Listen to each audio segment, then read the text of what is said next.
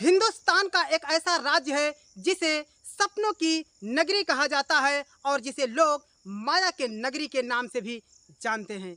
दोस्तों, आप तो समझ ही गए होंगे कि मैं किस शहर की बात कर रहा हूं। दोस्तों, मैं उस शहर की बात कर रहा हूं जिस शहर का नाम मुंबई होता है। दोस्तों, इसी मुंबई शहर को लोग देश विदेश से देखने के लिए आते हैं। लोग दूर दराज से इस शहर का दर्शन करने के लिए आते हैं। दोस्तों, इसी मुंबई शहर में एक ऐसा इलाका है जो इलाका भयानक जंगल में पड़ता है और इसी जंगलों के बीच में एक बहुत ही बड़ी बिल्डिंग होती है। उसी बिल्डिंग के 21वें फ्लोर पर एक बहुत ही खूबसूरत और बहुत ही हैंडसम लड़का सात खूबसूरत लड़कियों के गिरोह में फंसा हुआ होता है और वो लड़कियां इसे अपने कब्जे में कैद किए हुए रहती हैं। दोस्तों, सातों लड़कियों की खूबसूरती देखते ही बनती है। यूँ कहो कि सातों लड़कियों की खूबसूरती को देखकर चांद भी शर्मा जाए और सूरज भी शर्मा जाए। दोस्तों, इनकी खूबसूरती और इनकी गदराती हुई जवानी को देखकर कोई भी इनकी तरफ आकर्षित हुए बगैर नहीं रह पाएगा। दोस्तों, इसी सातों लड़कियों के बीच में एक लड़की ऐसी होती है जिस लड़की का नाम जूली बताया जाता है। दोस्तों, जूली जो कहती 6 की 6 लड़कियां वैसे ही काम करती हैं। दोस्तों, जो जूली होती है वो उस खूबसूरत, उस नौजवान और उस हैंडसम लड़के को लेकर के आती है अपने बेडरूम में और उसके सारे कपड़े को उतारकर उसे नग्न कर देती है। दोस्तों, उस लड़के के बदन से जब सारे कपड़े उतारकर उसे नंगा कर देती है तो उसे उस बेड पर लिटा देती है और 6 की 6 लड़कियों को बुला लेती है। दोस्तों, उसके बाद में जब सातों लड़कियां इकट्ठा हो जाती हैं तो वो उसे उसी बेड पर एक रस्सी से इतना ज़्यादा बांध करके जकड़ देती हैं और कहती हैं कि यदि तुम हमारी बातों को नहीं माने तो तुम्हारे इस प्राइवेट पार्ट को हम लोग काट करके चील कौओं को खिला देंगे। दोस्तों, उसके बाद में वो लड़का बहुत ही ज़्यादा रो रहा होता है और बहुत ही ज़्यादा डर गया होता है। दोस्तों, कहानी बहुत ही अच्छी है और बहुत ही रोमांटिक और बहुत ही दिलचस्प है। दोस्तों, जिसे सुनने के लिए आप बार बार इस वीडियो को प्ले करने की कोशिश करेंगे। दोस्तों, वीडियो में आगे बढ़ने से पहले आप लोगों से एक विनती है कि आप हमारी कहानी में इतना ज़्यादा मशगूल हो जाते हैं और डूब जाते हैं कि इस कहानी को लाइक करना आप भूल जाते हैं। तो दोस्तों, पहले आप इस वीडियो को लाइक कर दीजिए क्योंकि लाइक करने में 1 सेकंड भी नहीं लगेगा। दोस्तों, हम इतनी मेहनत से वीडियो बनाते हैं आपके लिए। तो दोस्तों, आप पहले इस वीडियो को लाइक कर दीजिए और आप अगर नए हैं तो हमारे इस चैनल को सब्सक्राइब कर लीजिए और बेल आइकन प्रेस कर लीजिए। दोस्तों, देर न करते हुए अब हम अपनी कहानी को आपको विस्तार से बताते हैं। दोस्तों, दुनिया के इस रंगमंच धरती पर बसा उत्तर प्रदेश के इलाके में एक जिला होता है जिस जिले का नाम बस्ती बताया जाता है। दोस्तों, बस्ती जिले में ही एक छोटा सा गांव है और उस गांव में एक छोटा सा खुशहाल परिवार अपनी जिंदगी को व्यतीत कर रहा होता है। उस परिवार में एक बूढ़ा पिता होता है जिसका नाम हरिराम होता है। हरिराम की धर्म पत्नी का नाम तुलसी होता है। दोस्तों, हरिराम और तुलसी का एक बेटा होता है जिसका नाम प्रदुम होता है। दोस्तों, प्रदुम अपनी पढ़ाई के समय में सारे लड़कों से बढ़ चढ़ के रहता है और कोई भी लड़का उसकी बराबरी या उसका मुकाबला नहीं कर पाता है। दोस्तों, कॉलेज में सारे अध्यापक प्रदुम की कद्र किया करते हैं और बच्चों की जुबान पर प्रदुम का ही नाम हुआ करता है। दोस्तों, प्रदुम अपने कॉलेज से जब इंटर की पढ़ाई पूरा कर लेता है और एक दिन का समय वो भी आता है जब इंटर के बच्चे को यानी कि 12वीं के छात्रों की विदाई का समारोह होता है। दोस्तों, उसी विदाई के समारोह में जब 12वीं के छात्रों का विदाई हो रहा होता है तो उसी समय अध्यापक जी इस प्रदुम नाम के लड़के से कहते हैं कि प्रदुम बेटा, तुम अब इस कॉलेज के छोड़ करके जा रहे हो तो तुम भविष्य में और पढ़ाई करना चाहोगे कि तुम कुछ नाम कमाना चाहोगे। उसके बाद में बस क्या था कि प्रदुम कहता है कि सर, मैं आगे चल करके बॉलीवुड की दुनिया में अपना पैर जमाना चाहता हूँ और मैं गायक बन करके अच्छा खासा नाम कमाना चाहता हूँ। दोस्तों, उसके बाद में सारे कॉलेज के बच्चे हंसने लगते हैं और तुरंत ही मास्टर जी सारे बच्चों को डांट लगाते हैं और कहते हैं कि बहुत ही गलत बात है, किसी के ऊपर हंसना नहीं चाहिए, क्योंकि यही वो दिन है, यही वो सोचने का रवैया है कि तुम भविष्य में क्या बनोगे, क्योंकि सभी को कुछ न कुछ तो अपने जीवन में करना है। दोस्तों, इसी रंगमंच धरती पर तरह तरह के किरदार और तरह तरह के सपने लेकर हर बच्चे अपना अपना मेहनत और अपनी लगन से पढ़ाई करते हैं, और जिसे जो बनना होता है वो इसी रंगमंच धरती पर स्ट्रगल और मेहनत करता है। दोस्तों, उसके बाद में सारे इंटर के लोगों की जब विदाई हो जाती है तो प्रद्युम्न जब अपने घर पर आता है और अपने पिता हरिराम से कहता है कि पिताजी, मैं अब आगे की पढ़ाई नहीं करना चाहता हूँ, मैं यहीं से मुंबई जाना चाहता हूँ और मैं मुंबई में जा कर के एक अच्छा खासा सिंगर, एक अच्छा खासा गायक बनना चाहता हूँ। क्योंकि दोस्तों, प्रद्युम्न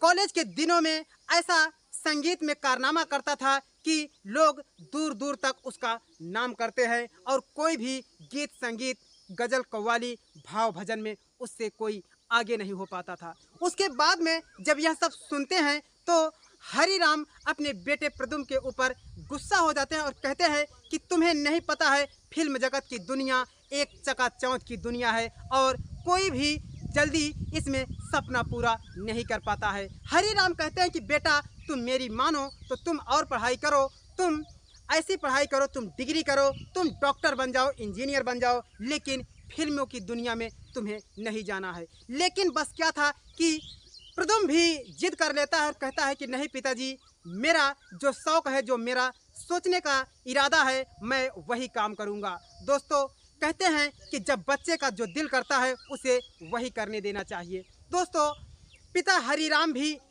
प्रद्युम्न की सोच के आगे मजबूर हो जाते हैं, जिद के आगे मजबूर हो जाते हैं और कहते हैं कि ठीक है, जैसी तुम्हारी इच्छा, मैं तुम्हारी इच्छा को रोकूंगा नहीं, मैं तुम्हें दबाव नहीं डालूंगा। दोस्तों, बस क्या था कि वो अपने नात रिश्तेदारों से पैसे लेकर के प्रद्युम्न को मुंबई शहर में भेज देते हैं। दोस्तों, प्रद्युम्न जब मुंबई में जाता है तो वो सिंगर बनने के सपने को लेकर के दर दर की ठोकरें खाने लगता है और स्ट्रगल करने लगता है। दोस्तों, उसे अच्छे से अच्छे, बुरे से बुरे व्यक्ति मिलते गए और ऐसे में उसका जो पैसा था, फिल्म जगत के चकाचौंध की दुनिया में ऐसे ऐसे लोग उसके पैसे को लूट लेते हैं और वो बेचारा प्रद्युम्न बहुत ही ज़्यादा मजबूर हो जाता है और पाई पाई के लिए तबाह और कौड़ी कौड़ी के लिए मोहताज हो जाता है। ऐसे में दोस्तों, उसे कुछ भी सूझता नहीं है कि मैं क्या करूं। दोस्तों, ऐसे ही उसके साथ में कुछ लोग होते हैं, वो कहते हैं कि यदि तुम्हें आगे चलकर के कुछ नाम कमाना है तो इस मुंबई शहर में तुम्हें इस सपने के साथ में कुछ काम करना होगा, जिससे तब तुम जाकर के अपने सपने को पूरा कर सकोगे। दोस्तों, बस क्या था कि प्रद्युम्न जाकर के लेबरगिरी का काम करने लगता है, यानी कि वो ईंटे गारे का भी काम करने लगता है।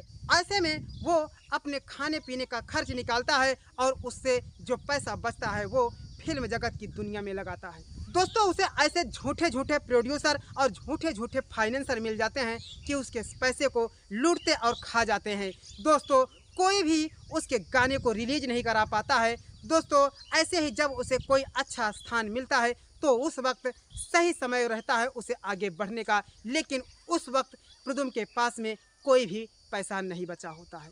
दोस्तों, लेकिन प्रद्युम्न का किसी न किसी तरह से कैसेट तो बन जाती है, लेकिन उस कैसेट को रिलीज करने के लिए बड़ी बड़ी कंपनियां 2 से 2.5 लाख रुपए मांगती हैं। दोस्तों, उस वक्त प्रद्युम्न रोने लगता है और अपने गायक बनने और हीरो बनने का जो सपना होता है वो अपने अंदर ही अंदर मसोटता रहता है और कहता है कि मैं कुछ नहीं करूँगा, मैं एक छोटा मोटा कारोबार करूँगा जिससे अपने परिवार का देखभाल करूँगा। वो अपने गायक बनने के इरादे को छोड़ देता है। लेकिन दोस्तों, ज़िंदगी में हार नहीं मानना चाहिए, क्योंकि ये ज़िंदगी बहुत ही बड़े बड़े कड़े इम्तिहान लेती है। लेकिन ऐसे ही एक दिन वो लेबरगिरी का काम कर रहा होता है, वहीं मुंबई शहर में एक मराठी लड़का आता है। वो कहता है कि देखो प्रद्युम्न, मेरी मानो तो तुम ये जो सुबह का पेपर होता है उसी पेपर में देखोगे तो तरह तरह के काम दिया हुआ रहता है, यानी कि जिसे जो बनना होता है, नौकरी की तलाश होती है, वो नौकरी भी लिखी रहती है और सिंगर, हीरो, तमाम प्रकार के उसमें लिखा हुआ होता है। तुम सुबह का पेपर ले आना। दोस्तों बस क्या था कि वो मराठी लड़का एक पेपर लाता है और उसी पेपर में लिखा होता है कि सिंगर एक्टर बनने के लिए इस नंबर पर कांटेक्ट करो। दोस्तों बस क्या था कि वो लड़का उसी नंबर को उसी नंबर पर कॉल करता है और एक मैडम उठाती है फ़ोन और कहता है प्रदुम कि मैम मैं एक सिंगर बनना चाहता हूँ, इस पेपर के माध्यम से लिखा था नए नए कलाकारों का मौका मिलता है। दोस्तों उसके बाद में वो मैडम कहती है कि आपने सही देखा है और आपने सही जगह पर फ़ोन लगाया है। दोस्तों लेकिन प्रदुम अंदर ही अंदर डर रहा होता है कि मैं जाऊं कि नहीं जाऊं, लेकिन दोस्तों वो मैडम इस प्रदुम के पीछे पड़ जाती है और बार बार उसे फ़ोन लगा करके और कहते हैं कि मैं तुम्हारा इंतज़ार कर रही हूँ, तुम मुंबई के मालाड स्टेशन से आ जाना और वहाँ से तुम ईस्ट की ओर आना और वहीं से तुम्हें ऑटो मिलेगी, तुम ऑटो वाले से कहना कि मुझे मयूर गली जाना है। दोस्तों उसके बाद में वो डरते डरते प्रदुम जाता है मालाड स्टेशन। मालाड स्टेशन से वो ईस्ट की ओर चला जाता है। वहीं पर एक रिक्शे वाले से कहता है कि भैया मुझे मयूर गली जाना है। दोस्तों उसके बाद में वो रिक्शा वाला चौंक जाता है और कहता है कि मयूर गली में क्या करने जाओगे। वो कहता है कि मैं मयूर गली में नहीं जाता हूँ, क्योंकि मयूर गली में जब कोई जाता है जाने के निशान तो रहते हैं लेकिन उसके आने का निशान नहीं देखा जाता है। दोस्तों प्रदुम बहुत ही ज़्यादा डर जाता है कि ऐसा क्या है मयूर गली में जहाँ ड्राइवर जाने से डरते हैं। दोस्तों वो ड्राइवर दूसरे ड्राइवर की तरफ इसे भेज देता है। वो कई ड्राइवर उसे मना कर देते हैं। अंत में एक बूढ़ा व्यक्ति कहता है कि बेटा 50 रुपये लगेंगे, मैं तुम्हें मयूर गली में पहुंचा दूंगा। फिर क्या था कि वो 50 रुपये उस बूढ़े बुजुर्ग ड्राइवर को देता है और वो ड्राइवर उसे मयूर गली पहुंचा देता है। उसके बाद में उसे उतारते ही वो ड्राइवर बहुत ही जल्दी जा कर के मालाड पहुंच जाता है। दोस्तों उसके बाद में फिर वो मैडम फ़ोन लगाती है और कहती है कि प्रदुम जी आप कहाँ पर हो। वो कहता है कि मैं मयूर गली में आ गया हूँ। वो कहती है कि मयूर गली से तुम उत्तर की तरफ आ जाओ, जहाँ पर एक बिल्डिंग है और उस बिल्डिंग के 21वें फ्लोर पर तुम्हें आना है। दोस्तों उसके बाद में किसी न किसी तरीके से वो प्रदुम उस बिल्डिंग तक पहुंच जाता है और वहां पर एक गार्ड बैठा होता है और गार्ड कहता है कि वाह बेटा अब तो तुम बहुत ही बड़े आदमी बन जाओगे। दोस्तों यह सब सुन करके प्रदुम बहुत ही ज़्यादा डर जाता है और बहुत ही ज़्यादा सोच में पड़ जाता है और वो गार्ड उसे लिफ्ट पकड़ा देता है और कहता है कि इसी लिफ्ट के सहारे तुम 21वें फ्लोर पर चढ़ जाओ और वहां पर तुम्हें एक जूली नाम की मैडम मिलेंगी। दोस्तों उसके बाद में जब वो वहां पर जाता है तो जैसे ही 21वें फ्लोर पर वो उसका आगमन होता है तो वहां पर 7 खूबसूरत लड़कियां उसका इंतजार कर रही होती है।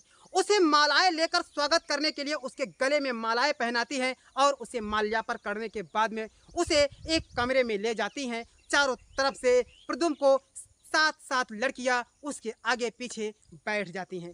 प्रदुम बहुत ही डरा हुआ होता है और एक तरफ उसके मन में खुशी होती है कि ये मैडम मुझे आगे चल करके एक अच्छा खासा सिंगर बनाएंगी। दोस्तों प्रदुम कहता है कि मैम मैं जो गायकी का सपना लेकर आया हूँ क्या मेरा पूरा हो जाएगा। लेकिन जूली कहती है कि तुम चिंता मत करो, तुम बहुत ही अच्छे जगह पर आए हो, तुम्हें सिंगर से भी ज़्यादा पैसे मैं दूंगी। दोस्तों उसके बाद में अब प्रदुम मन ही मन खुश भी रहता है और इन 7 लड़कियों को देख करके वो डरा भी हुआ होता है।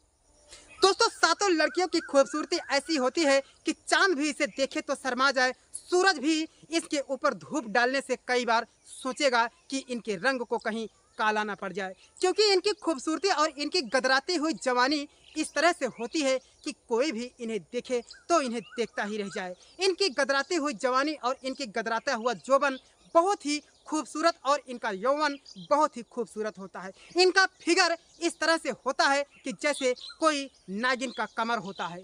दोस्तों ऐसे ही वो इन लड़कियों को देखता रहता है और उसके बाद में 7 लड़कियों के बीच में एक जूली नाम की लड़की होती है और 6 की 6 लड़कियों को वो अपने कमरे से कहती है कि तुम लोग यहाँ से चली जाओ, पहले मुझे एंजॉय करना है।